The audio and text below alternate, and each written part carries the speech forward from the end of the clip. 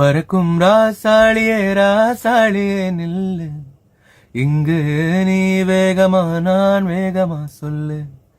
கடிகாரம் பொய் சொல்லும் என்றே நான் கண்டேன், கிழக்கெல்லாம் மேற்காகிட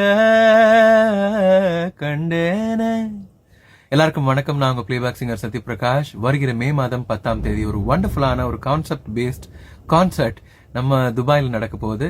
மே 10ஆம் தேதி எமிரேட்ஸ் தியேட்டர்ல இந்த நிகழ்ச்சி நடக்க இருக்கு. ராக் அண்ட் தாள் ஈவென்ட்ஸ் இந்த நிகழ்ச்சியை நடத்துறாங்க.